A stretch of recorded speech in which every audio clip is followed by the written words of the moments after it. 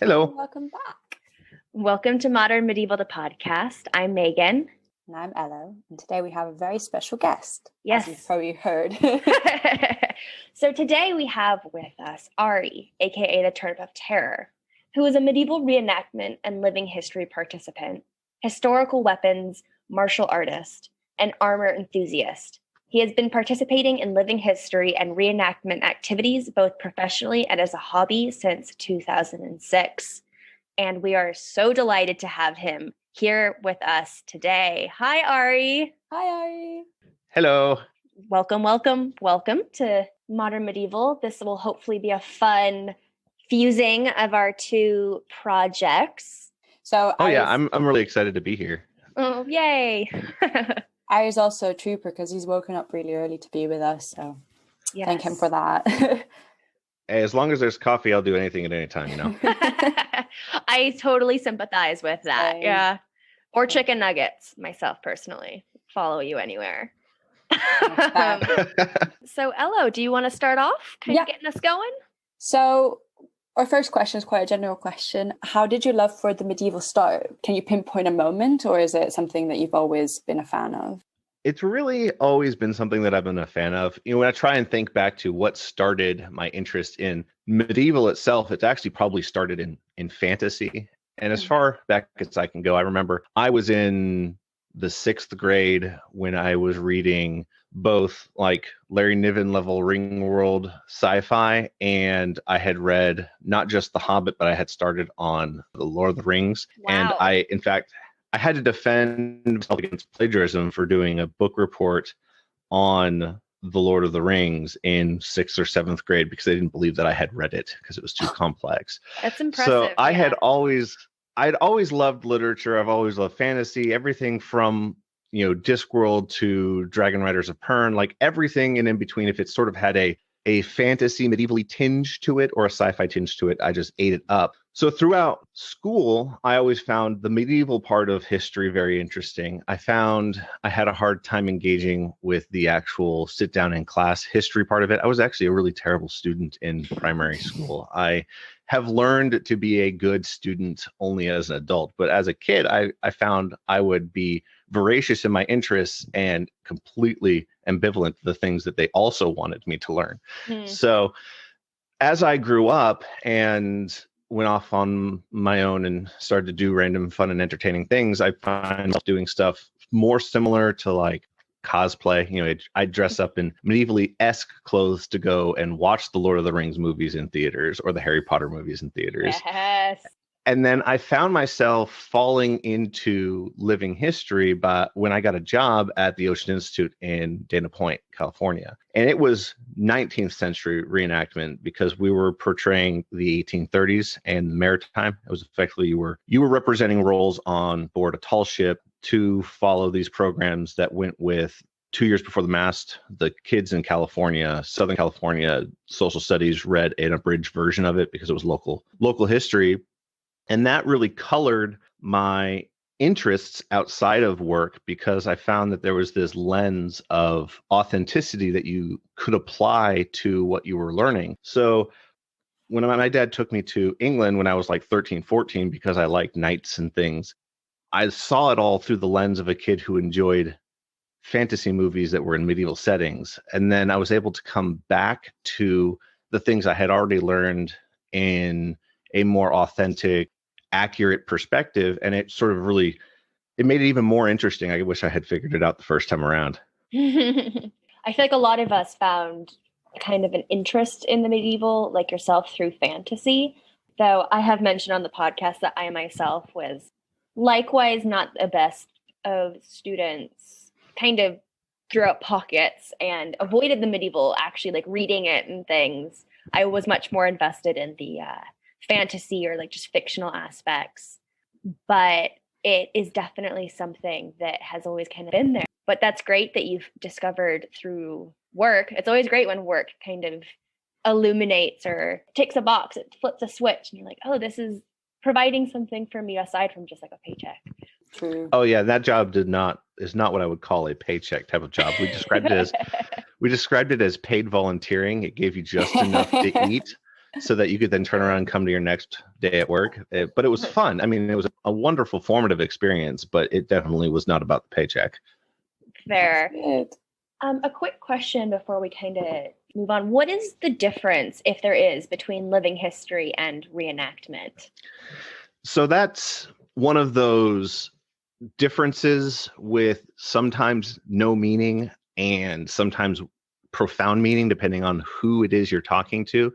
The big key between living history and reenactment, in the perspective and how sort of I portray it, is reenactment is usually focused on a specific historical event when possible, whereas living history refers more to the methodology that you're using to come up with some sort of interpretation of the past, especially through the use of material culture. And you can do both of those at the same event sometimes. And the best description is, so say you go to like a Battle of Bosworth reenactment, where the main event during that day is the physical recreation of the battle. You have specific players who are required to be there because they're historical people who were at that battle. And you know who's going to win, you know who's going to lose, you realize who's going to get captured, who's going to survive, and who's going to die. That's a reenactment. You're trying to be faithfully accurate in recreating a specific historical event. You see it a lot in America, obviously, with reenacting of Civil War and Revolutionary War, where specific battles have to happen that way. But at the same event, you can also have, outside of the battle reenactment or any specific interaction between two historical figures following out a script of what it was that had to happen, you have a living history encampment wherein you spend time in your 13th, 14th, 19th century outfit, and you're doing tasks that would be required on campaign.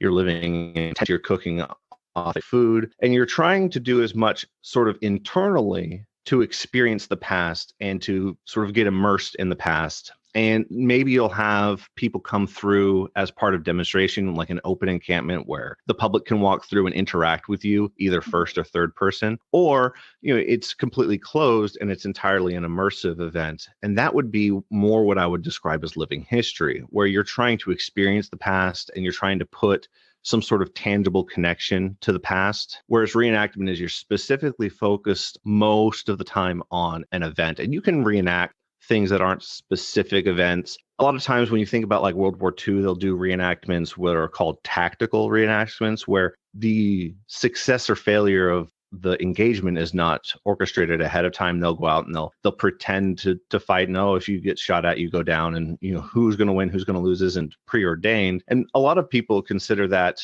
reenactment as well. But in the most strictest sense, or at least in the sense that I have tended to gravitate towards, I would consider that to be more of a living history than it would be a reenactment. And we do this in the medieval era a lot in things like deeds of arms, where there were historic deeds of arms where we know who won and who didn't. I mean, it's all recorded. We also will get together and have deeds of arms where we don't know who's going to win. It's an actual tournament. The individual players are literally competing to see who will win in that particular sword fight. But each one of them is doing so with their techniques and what they're wearing and what are considered good and bad shots, all grounded in historical, literature, or in the fact books and the treatises written on historic martial arts. And then whoever wins is whoever was actually best at fighting that day. And again, that would be a history deed in comparison to a reenactment deed, where we're saying, okay, well, this guy did win no matter what, and we're going to show you how he won and sort of play act it. Okay. Wow. Thank you. That was such a thorough answer. Completely agree. I didn't know the difference. Now I feel like I've got more information, Yeah, because as you were speaking, I was thinking of like Colonial Williamsburg, which is Revolution era, correct? Like colonial colonies in America. And if that's like a living history project, correct? That like it would be a living history. It is a living history town. And it's funny you mentioned Colonial Williamsburg. Back when I worked on the boats before I transitioned from Regency era to medieval as my main passion, we actually were talking about going out to and working at Colonial Williamsburg. I was trying to get myself out there, but that required moving obviously from California all the way to the other side of the country. And right. that was not feasible at the time. But that was the people at Colonial Williamsburg, when it came to early 19th century living history and reenactment were like the gold standard, and they still are. Oh, I didn't know that. I've never, I guess, really thought about the process or goals of the people who work there. That's cool, but I mean, it's unfortunate, I guess, that you didn't get out there, but now you have your current project of Turnip of Terror. So maybe it was a fortuitous moment. And It worked out. Really quickly before that. So like, what would something like medieval times be like? You know, where they like joust and everything? Would that be more kind of like a Disneyfied living history because it is like the best? I think. Are you talking about the dinner theater? Yeah. Well, that's historical fantasy. That there's nothing grounded in history. And when you look at what they're wearing, the equipment they're using, the closest thing they have to history is that they are on knights and have big pointy sticks, and the rest of it is all performance. And if you look at medieval times behind the scenes, they're stuntmen and they're actors, and the fights are choreographed, and it's medieval WWE. It's not anything historical at all. You go in their gift shop, because there was one in Anaheim. There was one I went to 3 or 4 times when I lived there, and you go to their gift shop, and it's wall hangers, it's fantasy, it's the stuff you find at most of the stuff you find at like Ren fairs and things. It's not.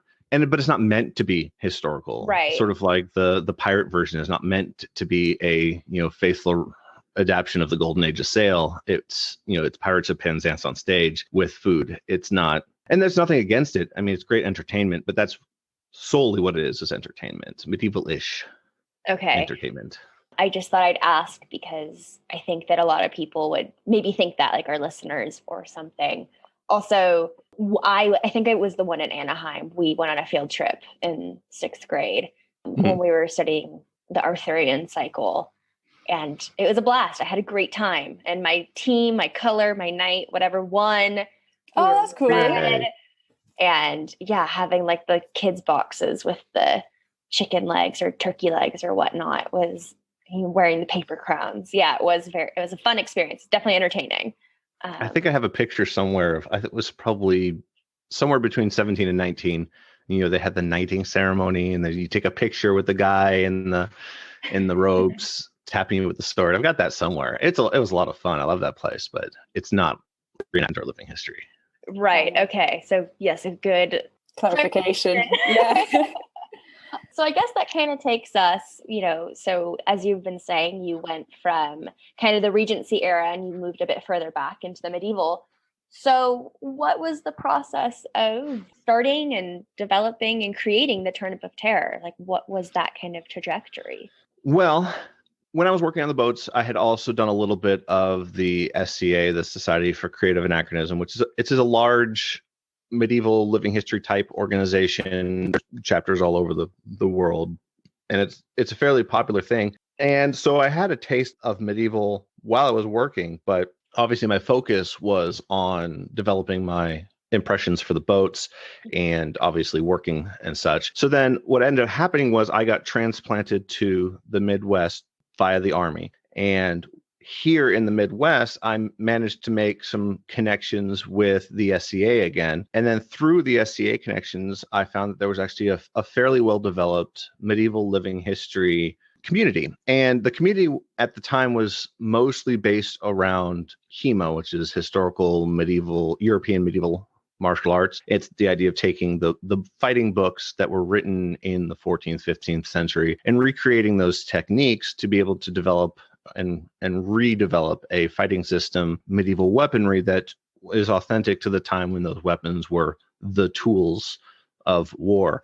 And I started to really focus on the historical authenticity and the hard living history aspect of medieval, whereas the SCA is a great organization, but it's also the standards are fairly low. It's much more community oriented. It's, the best attempt is their minimum standards. So they allow in to their organization a lot of things that are not historically accurate, which is okay because it works for them. That's it's on the label. It's okay. The anachronism is in the name. It's not something to be surprised about. But I find that cutting my chops on doing professional living history where the representations we needed to make on the boats were by nature had to be completely accurate and authentic. I found I enjoyed the authenticity of living history the way that the guys in the humor groups were doing it better. So I sort of pivoted and got interacted with them. And I myself am kind of a spreadsheety guy. I like to put things in order. And so as I was developing my living history kit, I found myself making spreadsheets to keep my mind straight on what was I developing now, what could I afford now, what would be the cost of improving it to this point. I also, well, it's not spreadsheety. It helped in that, for instance, there's a retailer called Historic Enterprises, and they're one of my favorite makers of medieval stuff. And they have all sorts of different types of fabrics in different colors that they can put on the same garment. But I myself am not terribly good at color. Like in my head, I can't just visualize color. So I took a outline of a line drawing of a coterie, and then I photoshopped it so that it would show me the texture and color of all of the swatches that Historical Enterprises had up on their website. And then I was able to see side by side what these two colors would look like on a garment. And it helped me make a decision about what I wanted to wear. Cool. Well, all of these things were just stuff I had made for myself because they helped me figure things out. And after people had figured out that I had them, and a couple of my journals where I would write down ideas and thoughts and why I was doing what I was doing, kind of like creating a book of proving why my impression should have these items in it. Mm-hmm. They're like, these would be really helpful as a guide to other people. Can I, show these to so-and-so who's working and struggling on the same thing you are? And so I started to share some of my notes around, and it came to the point where I'm just going to put it up on a website. People can access it as they need to. That way I can stop sending emails every day. Mm-hmm. It wasn't actually every day. I wasn't nearly that popular, but it was enough that I put it up onto a blogger site, and man, I saw a screen grab of that in my folder one day. And I was, when we start is always different than where we are now. So I put a couple of these resources up, and then one of the big first things I did was I did sort of a journal blog post war correspondency of the first big day of nights event I went to. In that time, it was Kentucky. It's in Ohio now, but it was a fairly large, probably one of the largest medieval focused living history timeline events. And so I had written a summary of my experiences there, and it just kept rolling forward. And I started to say, okay, well, these books have been recommended to me half a dozen times in 17 different Facebook groups. Maybe we should just create a list of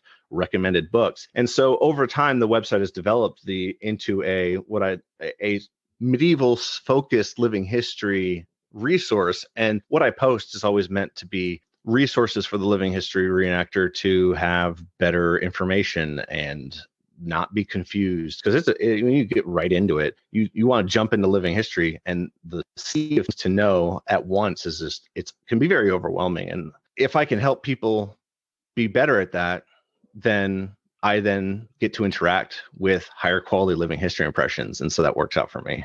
Yeah, it's a give and take. Yeah. And this is a bit of a pivot from that, but I mean, the Middle Ages, right? The medieval is 1,000 years of history.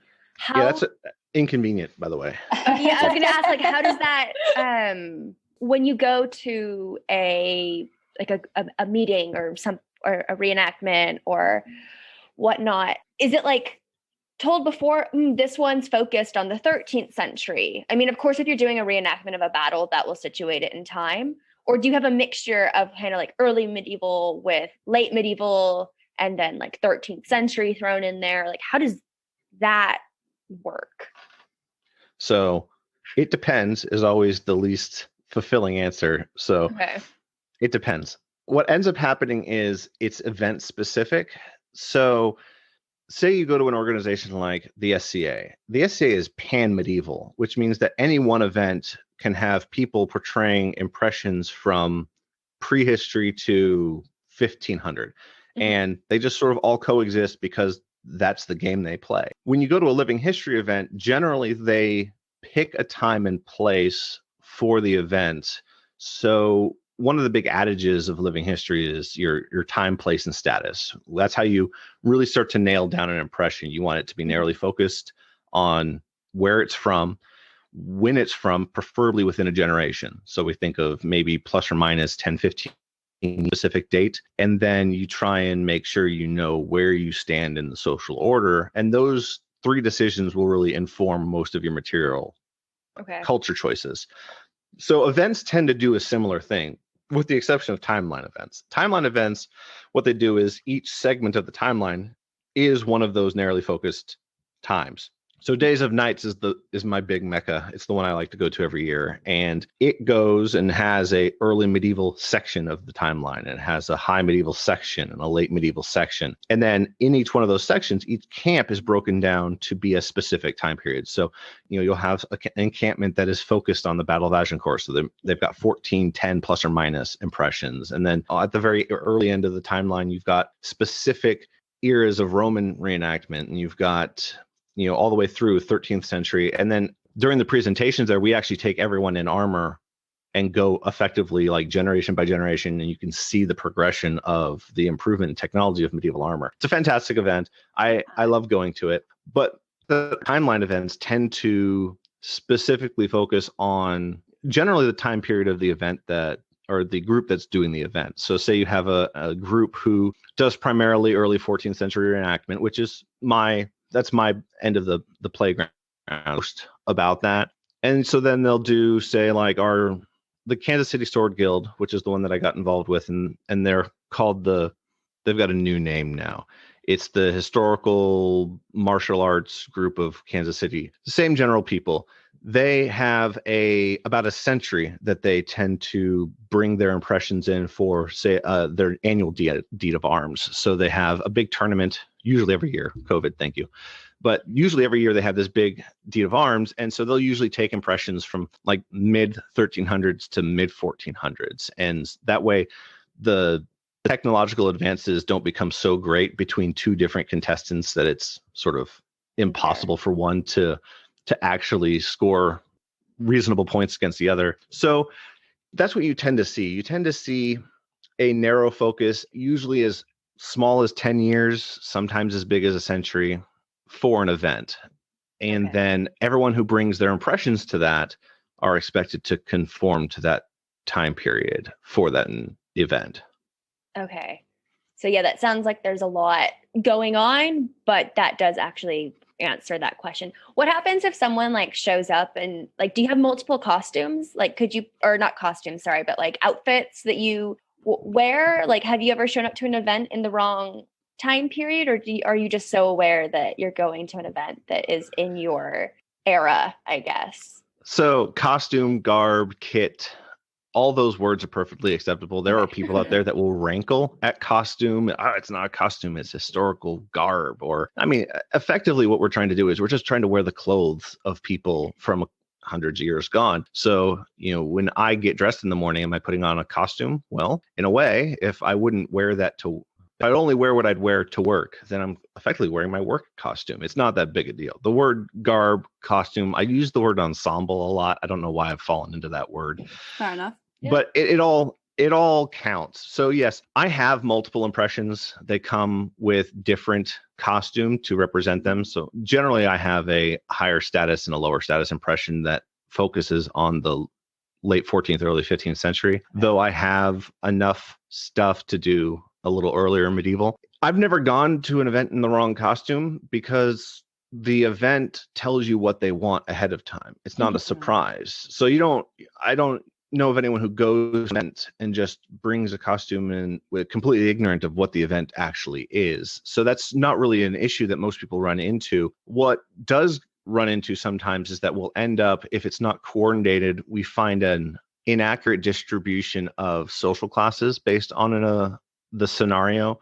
So we as the community have encountered situations where we go to do an immersion event where we are portraying the encampment of a nightly retinue on campaign. And so the idea is to go out and camp and spend a weekend in the woods, set up your tents, manage the fire, cook food, things like that. And what happens is that what'll show up is there's 7 people there, but 5 of them are knights and 3 of them are servants, and the distribution is ahistorical. That happens. And in those situations, it really depends on the group as to how you remedy that situation.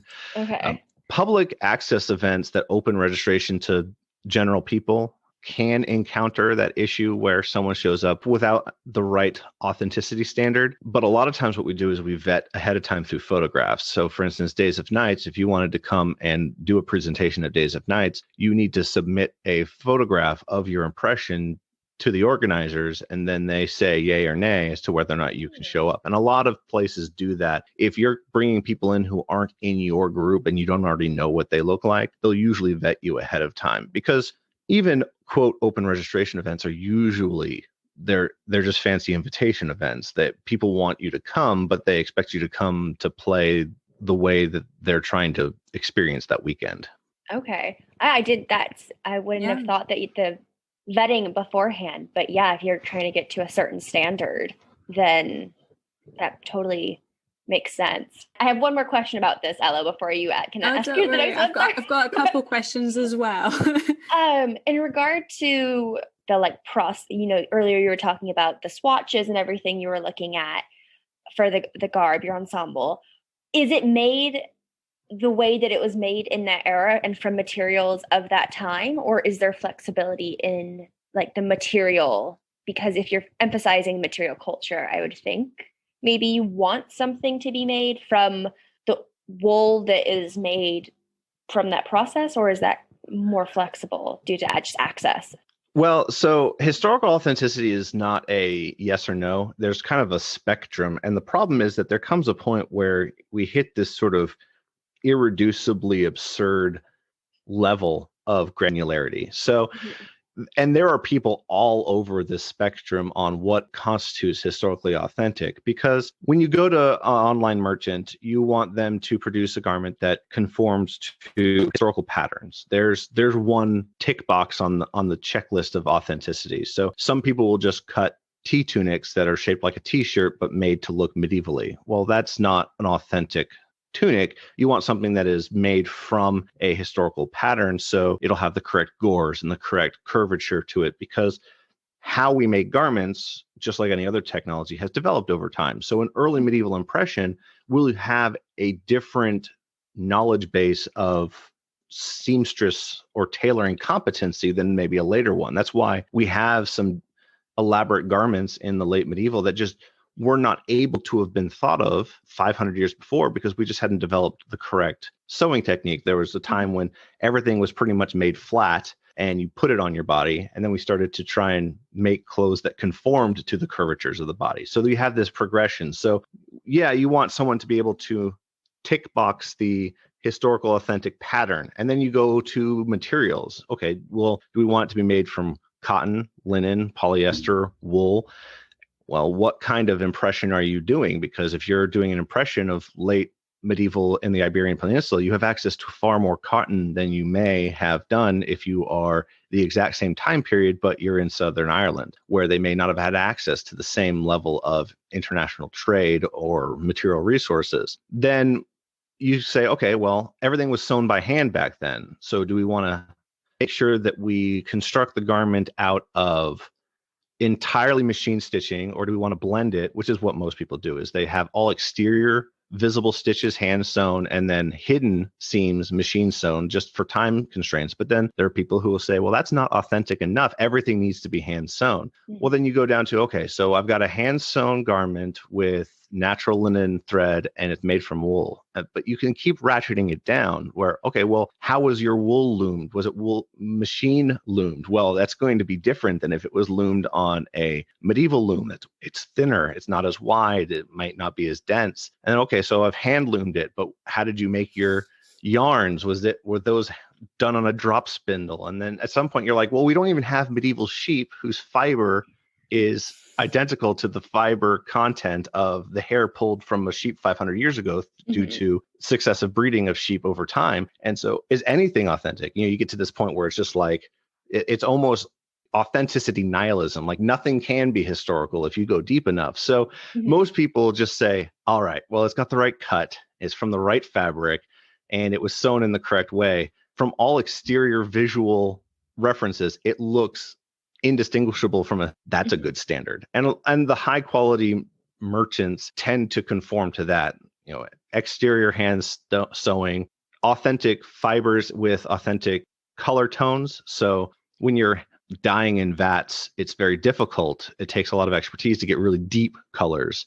So you'll see a lot of really bright colors when you look at like visual resources from medieval clothing. And that has a lot to do with the third or fourth dye vat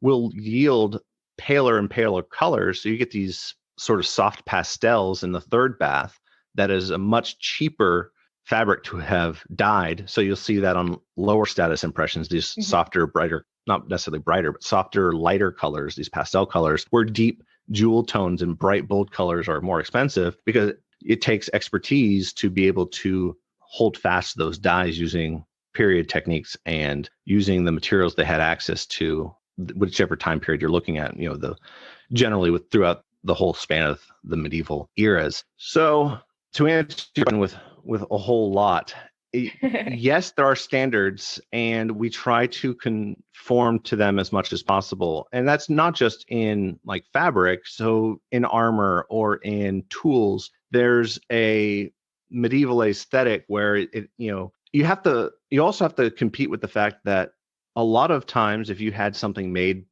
in the cities by the guilds, that's what they did all day, every day. We have physical extant garments where stitching is indistinguishable from or even finer than machine stitching. So at some point, if you couldn't tell the difference between a machine stitch and a medieval stitch, are your chunky hand stitches more authentic, or do they just look less expertise than what you would get from a medieval market?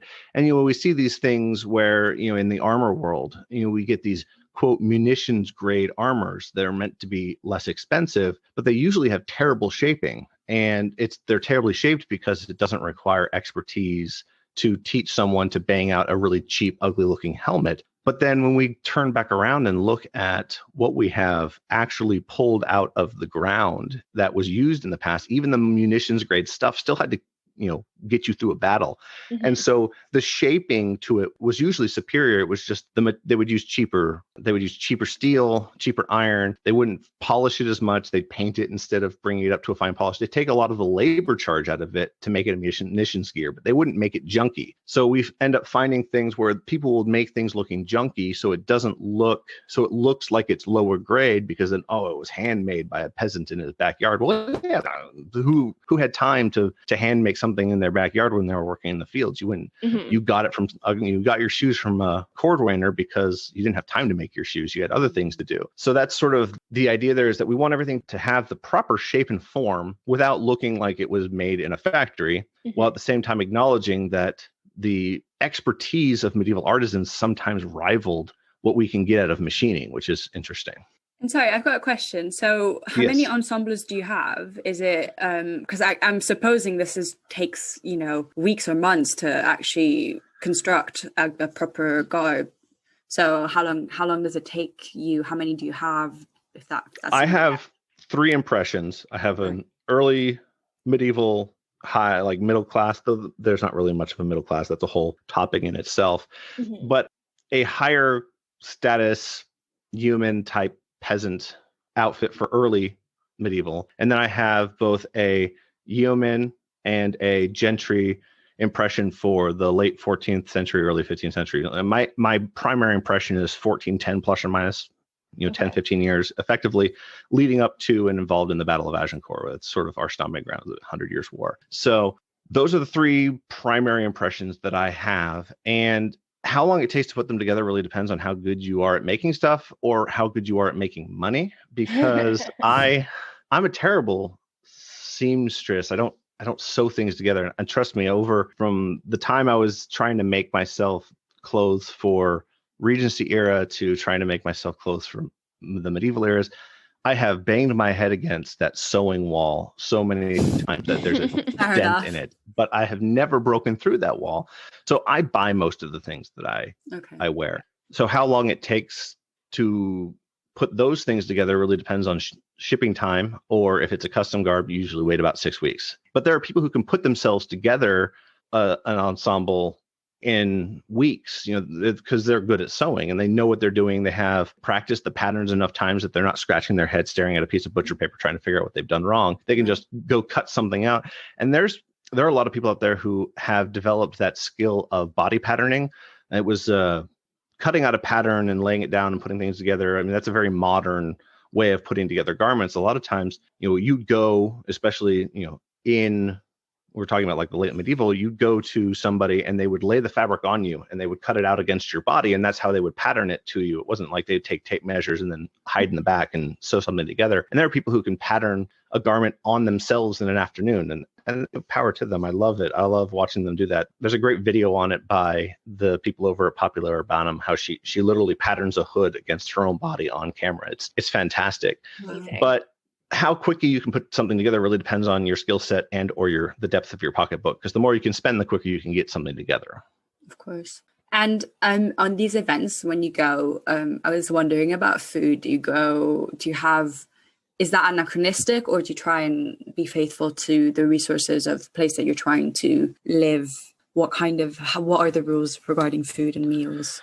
So the rules are usually dependent on the individual event. However, like when it comes to guiding principles and what I think best practices are, I've done both. I have both done, I have bandwidth to deal with, so I brought cans of soup and I popped them open and dropped them into a medieval bowl. And that way I was able to survive. And so I was able to meet sustenance goals, but I didn't put any thought into it. And then we've done on the other side where we've literally planned medieval meals for each day. And we have brought things, frozen in a cooler so that we could put them in a pipkin and cook them up. Most people aim for the immersion is the goal, like losing yourself in the past and feeling like you're spending a moment in a different century is the goal for a lot of people. And that requires all of our senses. So we want it to look and feel and smell and taste like the past. So the majority of people that I interact with are aiming for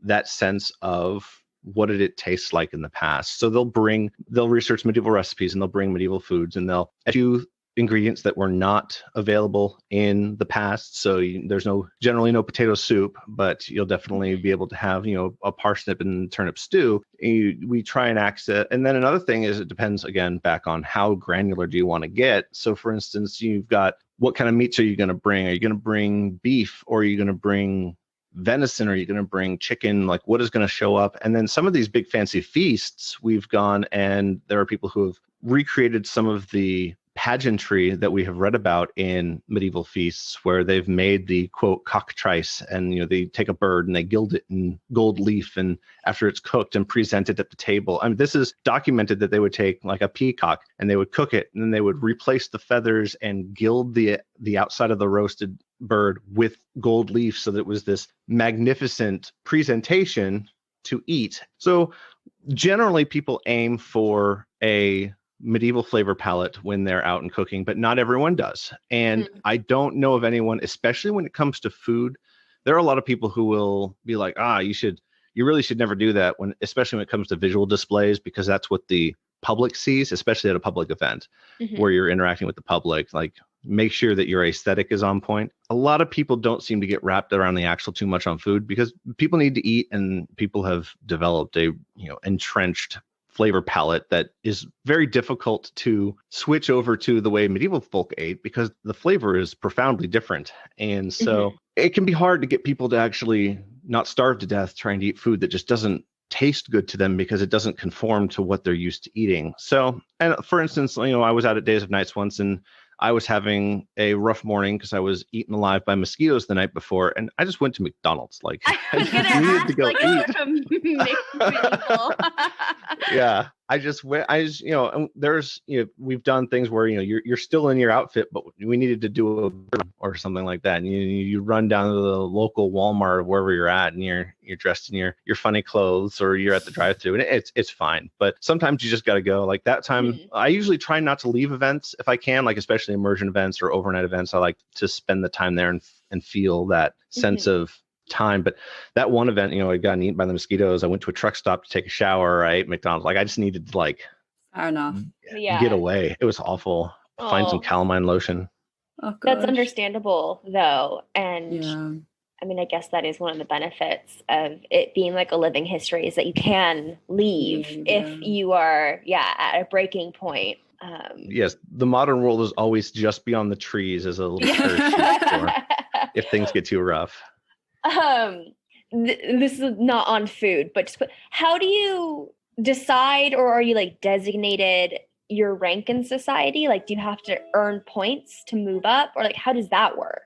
Well, there are groups where that exists, like that hierarchy exists in things like the SCA, where they have orders of peerage and they have titles and they have awards, but those are all for obviously their organization. When it comes to living history, generally what we try to do, what we aim for is, to be fair, most living history organizations are just groups of people with like-minded interests. They're not, most of them aren't even formal organizations where it's like top-down hierarchy. It's just people who have a similar interest in the same time period, so they get together and do stuff. And generally your rank and status comes based off of the needs of the event and what you personally want to put together. Because there's a plenty of independent reenactors out there who just, they don't have a group around them. The internet community is their group, and they just put together their own impression based on their interests. And when it's just you putting stuff together however you'd like, you can be whatever you want. So there's people out there who portray everything on the social spectrum. Now, when we do try and create events that are sort of group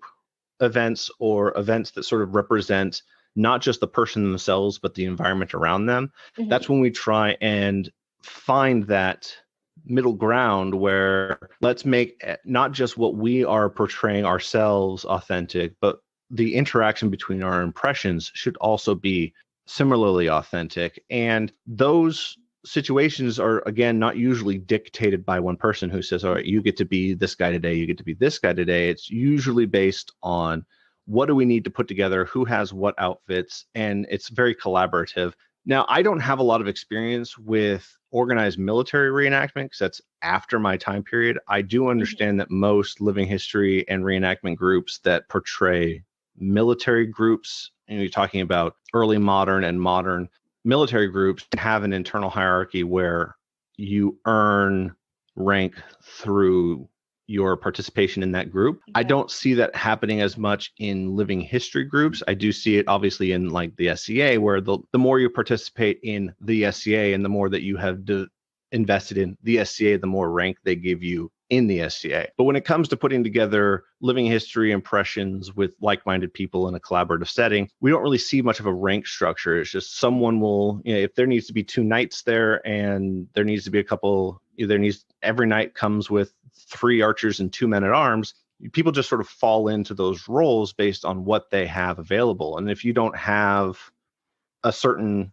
living history kit, then you just won't portray that role that day. And so you end up developing the kits for the roles that you like to play. And however, most groups also encourage you to have both a high and low status impression, simply because the numbers were in the favor of the peasantry. There were, it's the gentry and the nobility were the quote 1% for a reason. There's not a lot of them comparatively, and they were always surrounded by throngs of not nobility. And also there's something to be said for the fact that to accurately and faithfully portray the proper nobility, we're talking like counts and dukes and stuff, the amount of material wealth that you need to pour into that impression is beyond the scope of most hobbyists. I mean, they literally were the CEOs of Fortune 500 companies, but times 10. They just had so much money that they could just put so much into what they did. Kings and high-ranking nobles would buy entire gilded suits of armor for one tournament, and then they would use it and break it and get rid of it. I mean, it's just insane what they could pour into things. So most people don't have the ability to reach that level. So generally, most people who are trying to be faithful to the impression that they're making don't portray dukes and barons and such. The most we see out there are usually people who portray the gentry, which is a term we use for those who are not noble, but not the peasantry. We're thinking like the esquires and the knights, people who are earning like 40 to 60 pound a year in medieval terms in 14th century. And those are generally the highest ranking people we see. Then the really progressive guys who have a lot of material culture, who've developed a lot of stuff over time and can sort of prop other people's up, they tend to fulfill the role of like the knight banner. But most people are knight bachelor, or they're yeomen, men at arms, or peasantry. And that's just because it's easier to put together. And there's something to be said for a really on point peasant impression sometimes looks even more interesting than the peacocky gentry impression. Fair enough. Wow. Where did the name Turnip of Terror come from? Okay. So when I was all right. So when I was sort of poking around the SCA way back in California, they want you to put together a persona, and your persona is kind of related to your impression, but different. So you can have different impressions in the SCA, but you still have the same name. And so you kind of always have the same persona. Your persona is what your titles and stuff are attached to. There's a big thing, like a big focus on your persona in the SCA. A lot of living history outside of the SCA doesn't focus so much on your persona, but they do focus on your impression. And it's kind of, you separate the two a little more. Mm-hmm. So the idea at the time, and I was young and thought it was funny, was that I was going to be the executioner. And so that was my persona. And I had, at the time, I was doing a lot of research into like the actual judicial systems and crime and punishment, right? I had done enough research to associate in vague English, Irish lore that the symbolism of the turnip was related to the underworld, to death, to things like that. I mean, they were the first jack-o'-lanterns to ward away evil. So I was creating my arms for the SCA that involved a executioner's axe and a turnip. When I left the SCA to focus more on living history, I just really liked the turnip itself, and Turnip of Terror was alliterative and it was interesting, and it was just something to throw up at the top of that blog that I was starting to put all these things on. And in the beginning, obviously the website was never meant to be, there was no grand plan to be this sort of universal resource. It was just meant to be me talking about things I did. And so that's where the name Turnip of Terror came up. And honestly, the turnip part was because I liked the iconography, and the terror part was simply because I thought it was pithy and interesting. So that stuck, and it's stayed that way since. I love that. It's also like one you remember for sure. Yeah, for sure. Terror. Yeah, that's good. Never forget. Yeah, it's because it's very distinctive. And if you don't know this kind of backstory of turnips, I feel like a turnip is a forgotten vegetable. Veg a lot, people maybe think of radishes more. Yeah. Or something. True. If that. Yeah. Well, when I talk about turnips as food, people are usually like, ugh. But yeah, Turnip of Terror. They're delicious. Oh, I love them. I liked them before all of this. Like, I genuinely liked them before all this. And it might have had something to do with, again, going back to tasting the history, is that their turnip was a big part of colonial food too. So when we were trying to recreate food from the early 1800s, you find things like turnips and rutabagas and parsnips and such. Sure, you had things like potatoes, but yet to completely usurp the turnip as the vegetable of choice. And so the turnip itself was the thing that sustained people's caloric value for generations before the starchy uprising. So I liked them before. I think they taste great. And when I was doing tournament fighting and such with the HEMA and such, doing tournaments and deeds of arms and stuff, the Turnip of Terror, strike fear in the heart of the enemy kind of thing. That it just all worked out together. It was fun, and they taste great. I've actually done a video where my friend Reenactment Rick had done a turnip recipe. He had recreated it from a cookbook, and then I remade it. And I had to eat all of it because my family wouldn't eat any of it. Was it good though? I loved it. It was buttery and cheesy and turnipy. It was wonderful. But my daughter, she grew up on snack packs, so she finds it too bitter. And what's she gonna do? Yeah, you can't force them. So you've alluded to COVID, but we were just wondering, how has reenactment and living histories changed with COVID? Have you guys gone digital, or has everything been suspended? What's happening? Both. So events have been obviously canceled everywhere. No one was doing events for an entire year. So instead of just giving up on it, the community has pretty much gone digital, to the point where during the heyday of COVID, we were doing like virtual firesides where we were setting up our phones in our tents. We were in our garb, like we were doing events as if we were together, but we were digitally together. So we had digital firesides. We've been doing lots of presentations, like the classes we would normally have given at events. So, you go to a deed of arms and you got to fill up the day with something. It's a 5-day event. There's lots of tournaments and such, but there's also stuff going on during the day. So we get together and we have classes. We'll do symposiums on historical technique for this, or we're going to show you how I've developed the ability to make that, or whatever. Pick a topic, we can talk about it. And so these classes have been happening online through Facebook Live events. I have done a number of presentations that I would never have had the opportunity to without. So I talked about the foundational garments that are involved in making medieval armor work. I mean, medieval armor doesn't strap on like motocross armor. There's a lot of clothes, like custom made clothes you have to wear underneath the metal to make it work. I was able to give a short presentation on that to the Abbey Medieval Festival. I mean, I'm never going to make it to Australia probably, but I was able to reach these people that I would never have been able to present to before. And we've done live Q&As with people where they were able to ask questions while the lockdowns were happening, and my daughter was home full time and I had gotten sent home full time, and I was doing story time with Uncle T.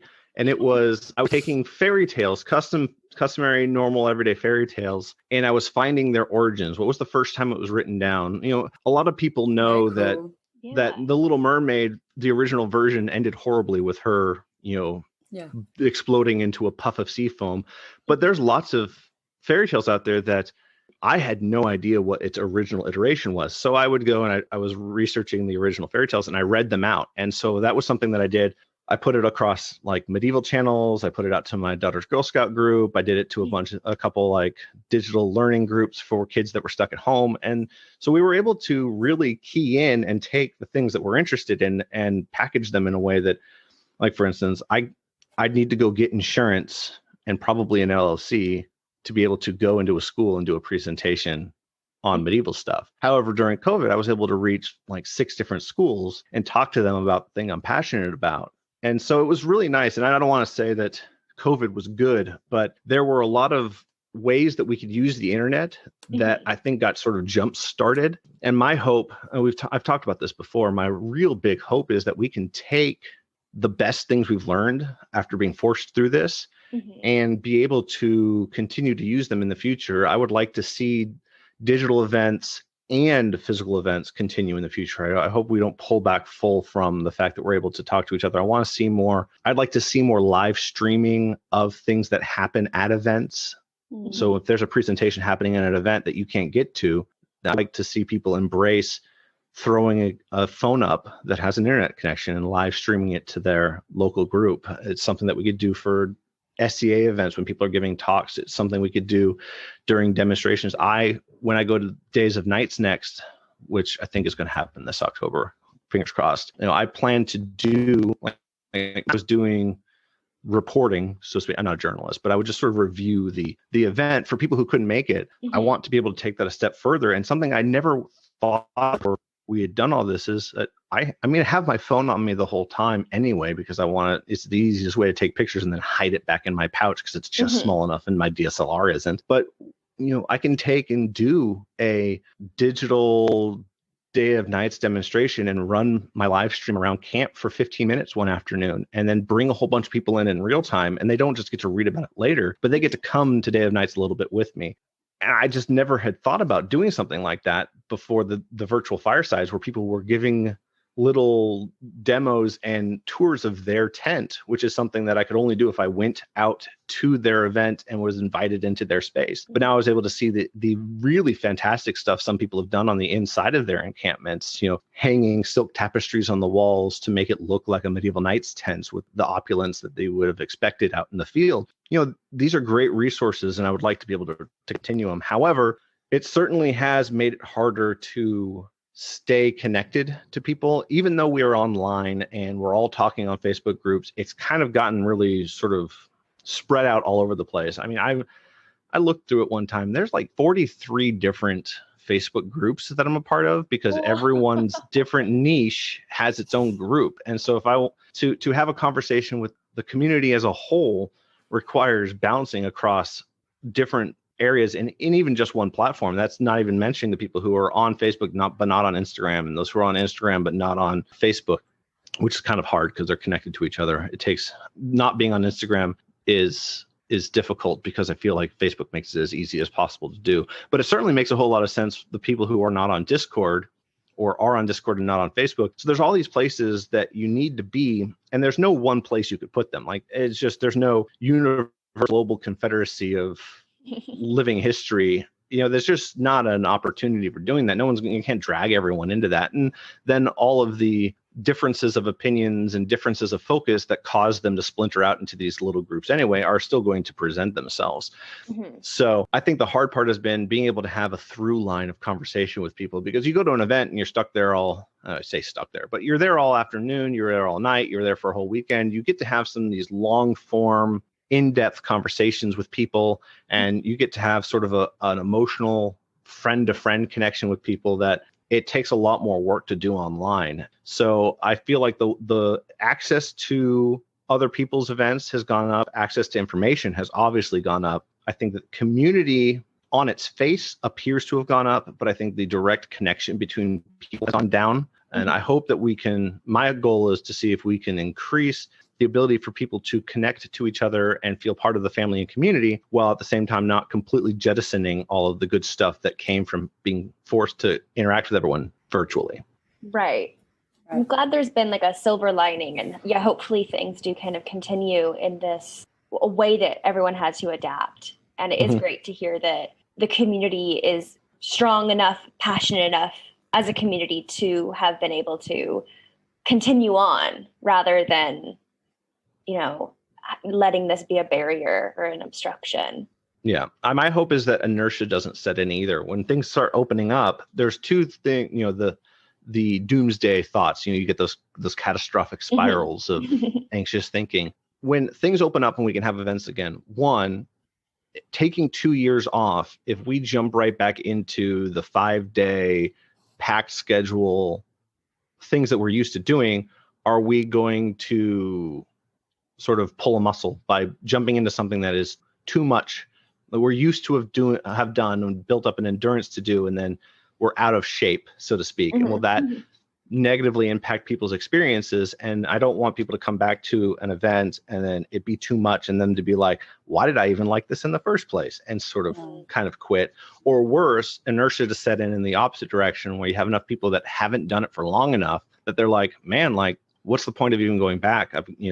I've lived for 2 years in a perfectly healthy, fulfilled life that doesn't involve roughing it for a weekend. And are we going to have people who just never come back? And then 4 years, 3 years from now, see a whole bunch of people selling their stuff on the Facebook marketplace groups, and just a lot of people who just, they were sustained by already doing it, and it was habit. And maybe it's something they truly do love, but they don't come back from this because they just found other ways to prioritize their life. And sure, I mean, you're not supposed, just because you once liked medieval stuff doesn't mean that you're locked in forever. It's not a cult. But I worry that there might be people who would genuinely have had a full living history reenactment hobby career, so to speak, that may have ended it prematurely because they just sort of got out of the habit. And that would make me sad.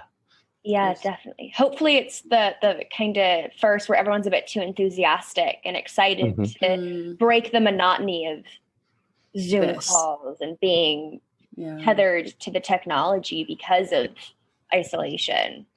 I'm really hoping to see that the calendar will be overfull with things to go to, as everyone is just dying to get back out there. That's what I'm hoping to see. Yeah. Fingers crossed. At least here in the UK, I mean, it's not the same, but like the pubs and everything have been absolutely mental. Like, oh my goodness, people. And I mean, I've heard quite a few people be like, I'm not ready to go out and everything, but there's enough people. And I know that the living history community is significantly smaller, but from what I've at least experienced and seen, people want to get out and kind of not, return, that nothing will return, but take back and embrace what has survived the 1.5, 2 years of nightmares. Yeah, I'm hopeful.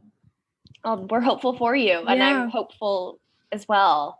So to kind of like wrap things up, we normally ask a question. I'm going to kind of layer it a little bit with your interests. So it'll be like a two-parter. what is your favorite like activity or thing or aspect of living history / reenactment?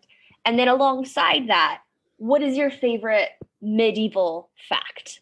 All right. So the first part, my favorite part of living history, it used to be the immersion, like the idea of going out and chasing the high of losing yourself in time. I like to say, and I still like this part a lot, but I like to say that living history is one of the only ways that we have, like you study physics long enough, you realize that the only way you're going to be able to time travel is through pretend. And so I really enjoy that sense of just disappearing into the past. It's something that I felt when we were on the boats, and you get a good group of people involved, and all you can see is the ship in the water, and boom, it may as well be the 1830s. And perception is reality. And for a little while, my reality was the 1830s. And we experienced this in living history as well. I've been to feasts where all you can see are tent walls and everyone around you is dressed appropriately, and it smells medieval and it tastes medieval, and people are laughing and talking, and you just sort of, you have to convince yourself that it's still the modern age, and that feels wonderful. I really like that. And that was the original goal of a lot of what I've done. But I found that I have re-engaged with a love of teaching. When we were on the boat, there was a lot of teaching involved because it was educational programs. The whole idea of the living history thing was to bring students in. Mm-hmm. And I sort of recoupled with my really intense love of teaching. And I think a lot of that has come through this last year, where it's not so much about experiencing the history. It's been a lot about repackaging what I know and providing it to people who are desperate for the information, or at least just vaguely interested in what I'm doing. And so being able to do these presentations, being able to talk to students, being able to talk to other reenactors who are like using this recomp time to redouble their research into their impressions and bring their authenticity level up. I really, really love the teaching. And so I'd say that my current favorite part of the medieval hobby here is being able to mentor other reenactors, being able to teach the public, and being able to interact with those who are really hungry and interested in learning. Beautiful. It's amazing. It's very inspirational for sure. Yes. Now, my favorite medieval fact has very little to do with anything that I reenact or any of my material culture. My favorite medieval fact is the non-existence of the Book of Three Impostors. And I'm not going to butcher the Latin. People don't know Latin, and I know I'll say it wrong.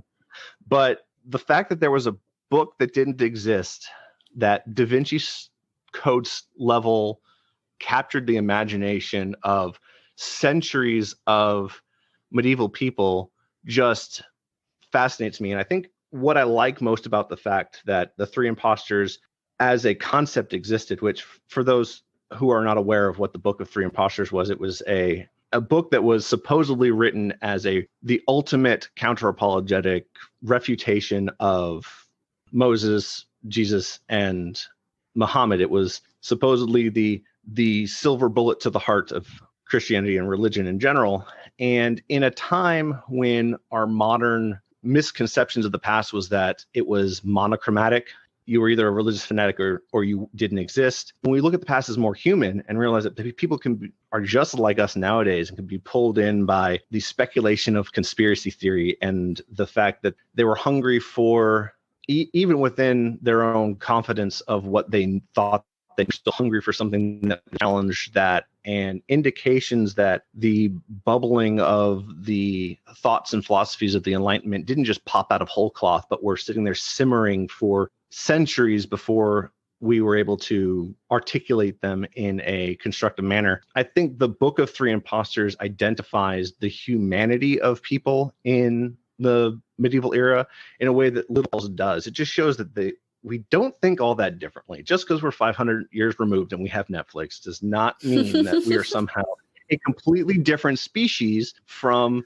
the people that we reenact in the Middle Ages. And I just think that's really cool. The things that you can interpret about human psychology and sociology from the existence of the idea of this book is just, it's amazing. What an excellent answer, honestly. Yeah. What a fun one. And like such a great kind of end note. Yeah, for sure. And I guess before we ask where we can like find you and or our audience can find you via the internet, Is there anything that we have not asked you that you would like to share or clarify or anything? See, that's tough because a couple of these questions that you've asked are what I would define as cans of worms that are entire conversations on their own. We have skipped on the surface of a lot of things. And it's sort of the mentality behind the podcast I do with my friend Matt is we try and dive deeper into these topics that are either require more explanation or can be contentious in the living history community. So I'm not sure exactly specifically what did we not touch because there's so much that we haven't. And so I could keep talking to you for hours if you'd like. And but I do. Yeah. I'll come back whenever. That sounds like a blast. I know that there's a lot. I have to remind myself that there are people who come into this who don't know anything at all about it, or what they know about medieval history is perfectly accurate, especially when we interact with academics. I love interacting with academics because I'm not a formally trained academic. I just do this for fun. And there's a great wealth of knowledge that I don't have access to that could benefit myself. And I like to think that there's a great tangible benefit to what we do in the academic research of the medieval eras as well. A lot of what people call like exploratory archaeology, people who don't necessarily have a background in formal historical research, but they go out and they try things and they go, well, this is why it does or doesn't work. And that can then turn around and inform for future and further research. So I hope that I hit things at a superficial enough level that people who don't know what I'm talking about can understand, and at the same time give enough information that it's not just headlines. So I think that would be the only clarification I have, is that if something went too high or too deep too quick, it was unintentional. I try and scale it back, but at any time we want to clarify it more, I'm more than happy to talk again. If there's anyone has questions that come in and stuff like that.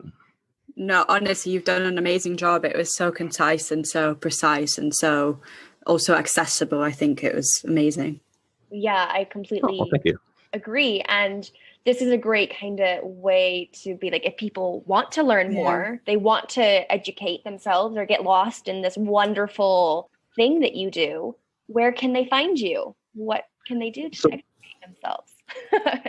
The website itself is theturnipofterror.com. And for all that we talked about how memorable the name is, I have gone and branded everything off of the same thing. So if you go on Facebook and you find Facebook/The Turnip of Terror, or you go to Instagram, The Turnip of Terror, you go to YouTube, C/The Turnip of Terror. Everything is under the same names. And also I link to everything from the website. And the idea behind the website is that it can serve, it's not obviously the only resource out there, but it can serve as a central resource for those who are interested in specifically medieval living history. And so if you have questions about resources or recommended books, who should you buy from, that's the idea behind the website. And then of course you've got my own musings in the article role and the access to all my other social medias and such. So anytime you have a question, you can message me, email me. I find that community involvement is part of the big thing that I love about meeting with people and being able to talk to people and explain things to people. And so being accessible is obviously part of being part of the community. So anywhere that there's a messenger service, I'll be able to respond to any questions. No one has to be worried about contacting me. I want to be here as a resource. So amazing. Fantastic. So before Elo and I go through and sign off, we were wondering if you would like to hang on and if you'd be willing to trumpet out with us at the end. Yes. Yes? Awesome. Okay, brilliant. So Elo. So if you've enjoyed this episode, we hope you have. You can find us, and if you want to listen to more, you can find us on Amazon, on Spotify, on Apple Podcast, on YouTube. Just type Modern Medieval Podcast. You can find us on social media. We've got a Facebook group and a page called Modern Medieval Podcast. We are also on Instagram, and our handle is podcast.modern.medieval. And if you'd like to email us, please do, because it allows us to have wonderful guests. Just type modern.medieval.podcast@gmail.com. Yeah, and then finally, you can find us on Twitter under the handle @medieval_modern. So yeah, please tweet at us, direct message us, all those fun things. And our intro and outro music is by Mr. Joe Burton, also known as Trothgard, TROTHGARD, and you can find him on Bandcamp under that name. So once again, thank you so much, Ari, for this. Honestly. I like want to participate. I want to find one now.